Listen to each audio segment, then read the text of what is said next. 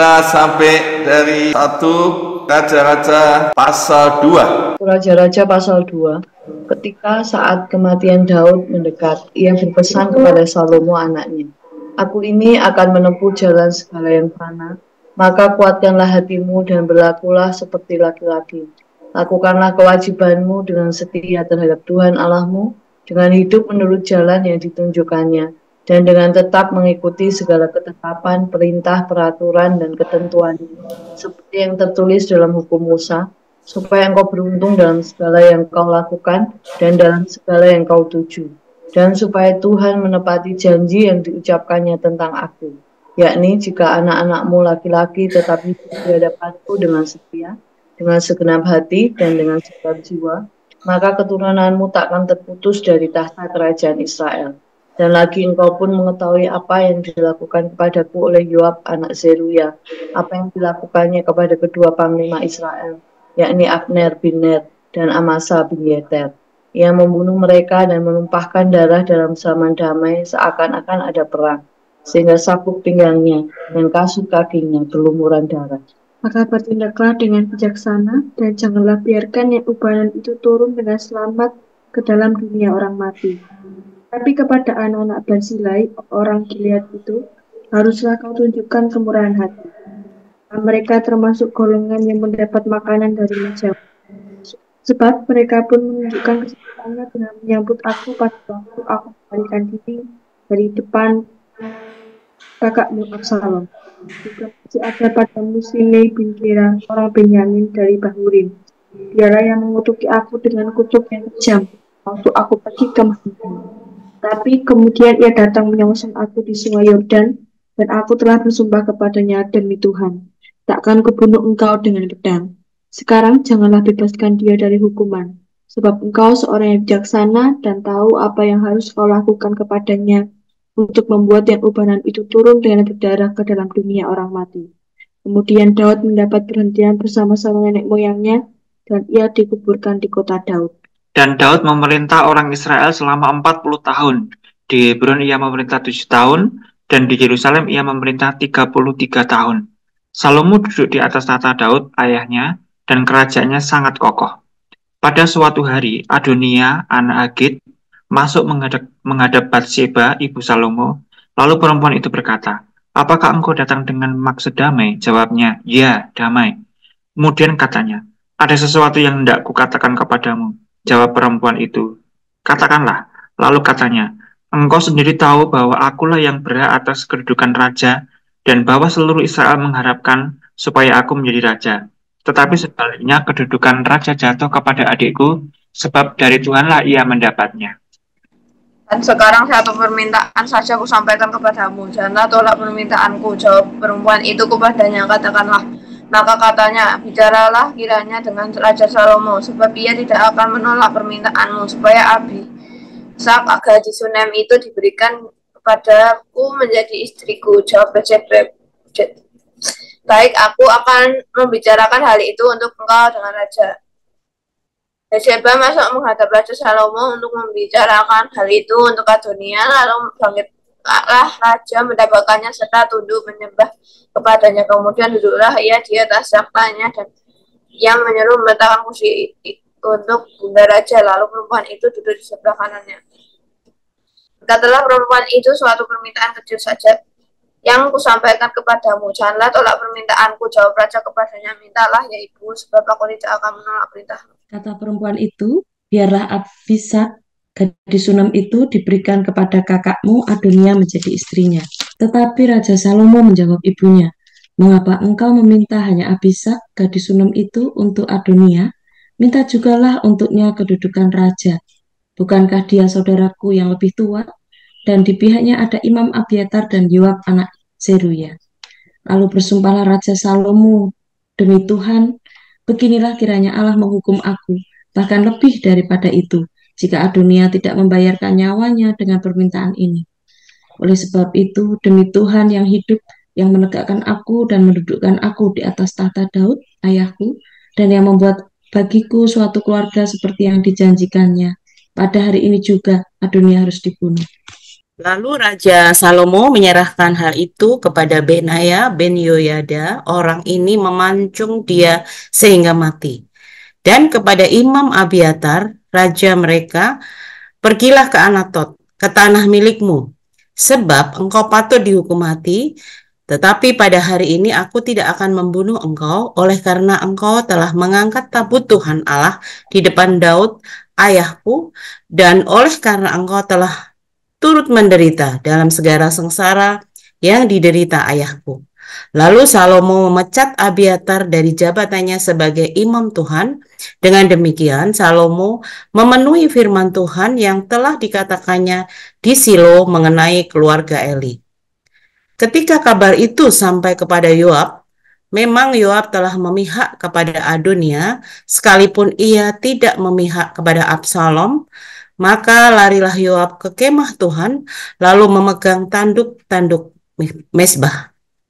Kemudian diberitahukanlah kepada Salomo bahwa Yoab sudah lari ke kemah Tuhan dan telah ada di samping mezbah. Lalu Salomo menyuruh Benaya bin Yoyada, pergilah, pancung dia. Benaya masuk ke dalam kemah Tuhan serta berkata kepadanya, beginilah kata raja, keluarlah, jawabnya. Tidak, sebab di sini aku mau mati. Lalu Benaya menyampaikan jawab itu kepada raja, katanya, beginilah kata Yoab dan beginilah jawabnya kepadaku.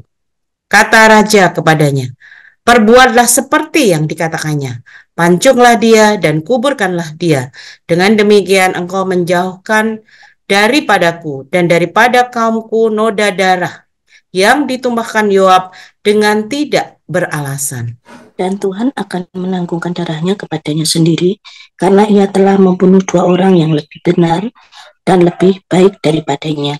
Ia membunuh mereka dengan pedang, dengan tidak diketahui ayahku Daud, yaitu Abner bin Ner, panglima Israel, dan Amasa bin Yeter, panglima Yehuda. Demikianlah darah mereka akan ditanggungkan kepada Yoab dan keturunannya untuk selama-lamanya. Tetapi Daud dan keturunannya dan keluarganya dan tahtanya akan mendapat selamat daripada Tuhan sampai selama-lamanya. Maka berangkatlah Benaya bin Yoyada, lalu memancung dan membunuh Yoab. Kemudian dikuburkan di rumahnya sendiri di padang gurun. Raja mengangkat Benaya bin Yoyada menggantikan Yoab menjadi kepala tentara, dan raja mengangkat Imam Zadok menggantikan Abiatar. Dan raja menyuruh memanggil Simei dan berkata kepadanya, dirikanlah bagimu sebuah rumah di Yerusalem, diamlah di sana dan janganlah keluar dari sana kemana-mana pun. Sebab ketahuilah sungguh-sungguh bahwa pada waktu engkau keluar dan menyeberangi sungai Kidron, pastilah engkau mati dibunuh dan darahmu akan ditanggungkan kepadamu sendiri. Lalu berkatalah Simei kepada raja, baiklah demikian seperti yang tuanku raja katakan, demikianlah akan dilakukan hambamu ini. Lalu Simei diam di Yerusalem beberapa waktu lamanya. Dan sudah lewat 3 tahun terjadilah bahwa 2 orang hamba Simei lari kepada Akis bin Maka, raja Gad, lalu diberitahukan kepada Simei, ketahuilah kedua orang hambamu ada di Gad. Maka berkemaslah Simei, dipelanainya keledainya, dan pergilah ia ke Gad kepada Akis untuk mencari hambanya itu. Lalu Simei pulang dan membawa mereka dari Gad. Ketika diberitahukan kepada Salomo bahwa tadinya Simei pergi dari Yerusalem ke Gad dan sekarang sudah pulang, maka raja menyuruh memanggil Simei dan berkata kepadanya, bukankah aku telah menyuruh engkau bersumpah demi Tuhan dan telah memperingatkan engkau begini? Ketahuilah sungguh-sungguh bahwa pada waktu engkau keluar dan pergi kemana-manapun, pastilah engkau mati dibunuh. Dan engkau telah menjawab, baiklah demikian, aku akan mentaatinya. Mengapa engkau tidak menepati sumpah demi Tuhan itu dan juga perintah yang kuperintahkan kepadamu? Kemudian kata raja kepada Simei, engkau sendiri tahu dalam hatimu segala kejahatan yang kau berbuat kepada Daud ayahku, maka Tuhan telah menanggungkan kejahatanmu itu kepadamu sendiri. Tetapi diberkatilah kiranya Raja Salomo, dan kokohlah tahta Daud di hadapan Tuhan sampai selama-lamanya. Raja memberi perintah kepada Benaya bin Yoyada, lalu keluarlah Benaya. Dipancungnya Simei sehingga mati. Demikianlah kerajaan itu kokoh di tangan Salomo. Amin. 1 Raja-Raja pasal 2 kita dapat pelajaran bagaimana Daud mau mati dan kepemimpinan Salomo di awal pemerintahannya. Kita tahu bahwa orang tua yang mau meninggal, kalau dia pesan sering dikatakan ini wasiat. Berarti pesannya itu sangat penting. Maka kita bisa melihat bagaimana pesan Daud kepada Salomo. Yang pertama di ayat 1 dikatakan Daud berpesan pada Salomo anaknya. Di ayat 2 dia katakan, kuatkan hatimu dan berlakulah seperti laki-laki. Di kitab Yosua ada paralelnya ini. Tuhan pesan pada Yosua, kuatkan dan teguhkan hatimu. Salomo jelas dia laki-laki, tetapi Daud katakan berlakulah seperti laki-laki. Apa maksudnya? Kalau di analog dengan kitab Yosua, ya kuatkanlah dan teguhkan hatimu. Sering seorang laki-laki seperti wanita yang sering ragu-ragu. Maka di sini pesan Daud jelas, teguh di dalam memimpin. Ada yang harus bertindak dengan teguh hati, tidak terombang-ambing, tidak menyimpang dari kebenaran. Maka pesan yang kedua Daud pesankan pada Salomo, yaitu hidup menurut jalan yang ditunjukkannya. Ditunjukkan Tuhan, berarti harus teguh hidup sesuai dengan petunjuk Tuhan. Dan yang pertama, setia kepada Tuhan.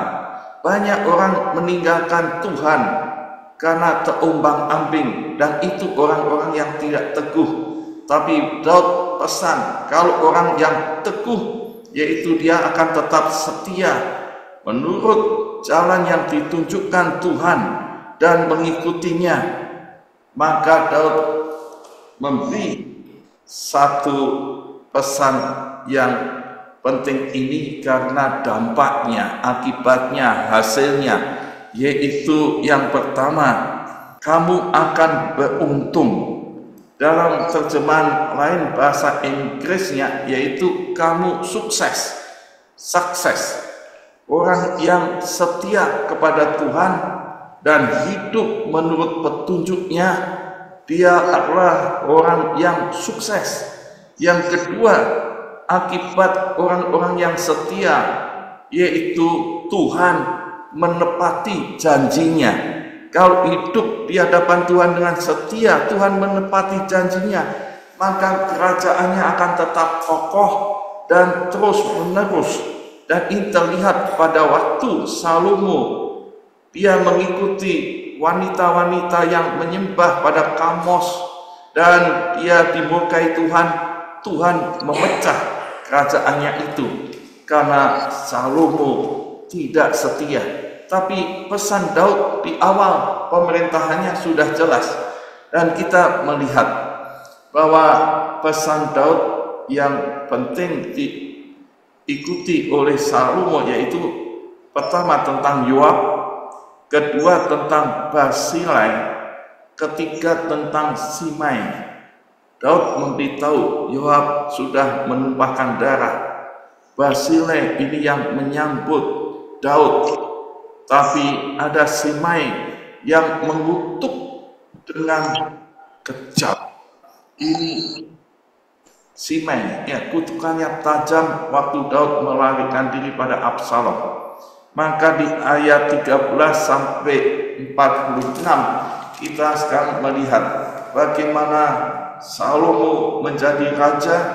Di awal pemerintahannya dia bertindak bijaksana dan ingat akan pesan bapaknya yaitu Daud, dan kita bisa melihat bagaimana Salomo ini melakukan apa yang ada di dalam pemerintahannya.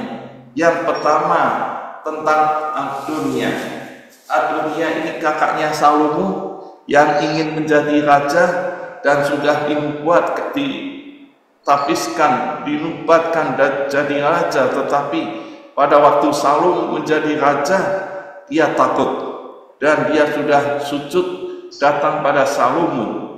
Tapi sekarang kita melihat mengapa Salomo akhirnya memancung ini Adonia. Kita lihat kisahnya, dia datang pada Bathsheba untuk minta Abishag.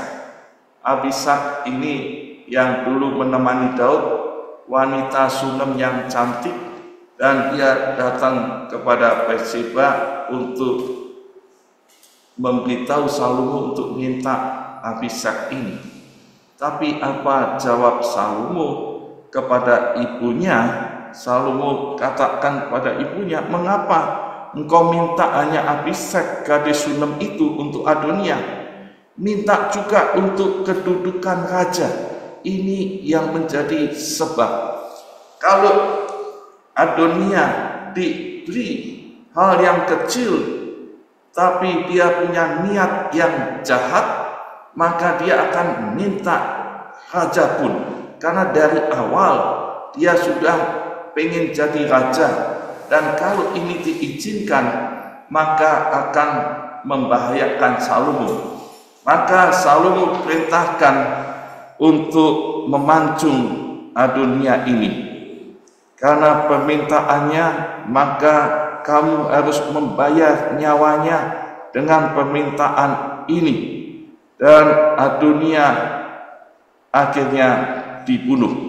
Kita melihat alasan Salomo ini alasan yang bijak, karena dia bisa melihat apa yang ada pada niat Adonia. Mengapa Salomo bisa melihat niat Adonia? Karena di pasal 1 kemarin kita sudah melihat Salomo sudah berjanji tidak akan membunuh Adonia. Dia katakan, "Jika engkau berlaku kesatria, maka sehelai rambut pun tidak jatuh dari kepalamu. Tetapi jika ternyata ia bermaksud jahat." Jadi kalau melihat di sini kita bisa tahu Salomo membunuh Adonia karena Adonia punya maksud jahat, maka dihukum oleh Adonia. Yang kedua, soal Abiatar. Abiatar ini imam yang konspirasi dengan Adonia dan Yoab, akhirnya dipecat dari imam dan diampuni masih karena ada dua hal yang Salomo katakan, yaitu karena engkau telah mengangkat tabut Tuhan. Yang kedua, karena turut menderita dalam segala sengsara yang diderita Daud ayahnya. Salomo masih mengingat kebaikannya, jadi dia tidak berani satu membunuh tentang imam, dan dia hanya memecat. Karena waktu dia pecat ini Abiatar, ternyata Salomo menaati apa yang difirmankan Tuhan untuk keluarga Eli. Jadi melihat ini Salomo bertindak sesuai apa yang diperintahkan Tuhan, dan dia bijaksana. Ketiga, tentang Yoab. Yoab dibunuh karena setelah membunuh Abner dan Amasa, dua panglima Israel yang lebih baik daripada Yoab, tanpa izin dari Daud. Ini Salomo mengingatkan, selain Daud, Yoab ini sudah menumpahkan darah, tapi karena Yoab dia melakukan pembunuhan terhadap dua panglima ini tanpa izin dari Daud yang menjadi raja. Ini terlihat yang ada di ayat 32. Ini alasan Salomo kuat. Orang yang menjadi panglima, kalau tidak seizin raja dia bertindak, berarti dia tidak taat dia tidak sesuai dengan otoritas yang dimiliki oleh raja. Nah, ini terlihat Salomo mau mendisiplin Yoab, membunuh Yoab supaya semua panglima pasukannya ada di dalam otoritas yang benar, di dalam kepemimpinan Salomo. Dia yang ada di bawahnya harus taat. Maka Tuhan Yesus memberi ujian kepada perwira yang dari Kapernaum, karena dia kata, Tuhan, katakan saja satu kata, karena saya juga seorang perwira bawahan, kalau disuruh pergi ya pergi, datang ya datang. Maka Tuhan memuji, ini iman seperti ini dia ada di Israel, karena dia taat. Orang yang beriman dia taat pada otoritas yang di atasnya, dan ini tidak ada pada Yoab. Maka Salomo pun ambil keputusan untuk membunuh Yoab. Dan soal yang berikutnya yaitu soal Simei. Simei ternyata dia menghargai. Daud sudah bersumpah pada Simei, sehingga dia tidak membunuh, tapi memberi alternatif. Kalau tetap tinggal di Yerusalem selamat, tapi toh akhirnya dia tidak taat dengan janjinya, akhirnya pun dibunuh. Dari sini kita melihat kerajaan Salomo menjadi kokoh karena Salomo di awal pemerintahannya memanage kerajaannya dengan ketaatan, kesetiaan, ketertiban, dan otoritas yang harus taat pada Tuhan pertama, dan anak buah Salomo harus taat pada Raja Salomo. Maka di sini kita bisa belajar amanatnya, kesetiaan dan ketaatan pada perintah Tuhan. Maka hidup itu akan sukses, beruntung, dan Tuhan menepati janjinya. Ya, kita aplikasikan. Apakah saya sudah setia ikut Tuhan? Apakah saya selalu mentaati petunjuk Tuhan dalam hidup ini? Maka kita akan hidup menjadi orang-orang sukses. Amin. Tuhan Yesus memberkati. Bersetia seperti Raja Daud tetap setia mengiring Tuhan sampai akhir hidupnya dan menjadi teladan buat anak-anaknya. Kita juga akan setia, belajar setia seperti wanita mengurapimu.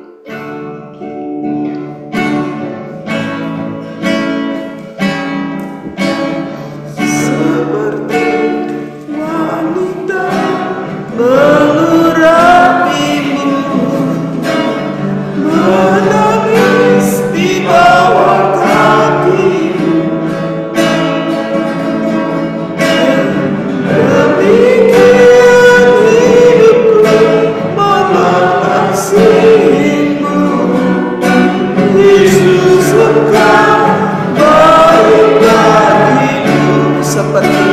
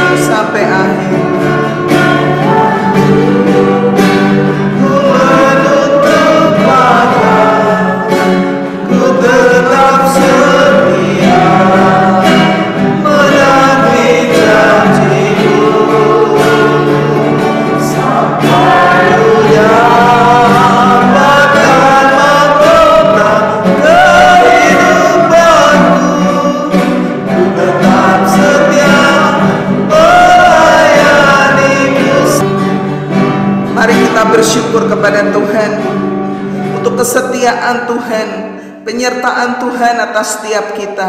Biarlah kita juga terus setia mengiring Tuhan dan hidup di dalam ketaatan, dan supaya kita terus boleh diberkati, diurapi Tuhan dalam kehidupan pribadi, keluarga. Ya, kita bersama berdoa. Bapa Surgawi, kami mengucap syukur kepada Tuhan untuk kasih setia Tuhan yang selalu menyertai setiap langkah hidup kami.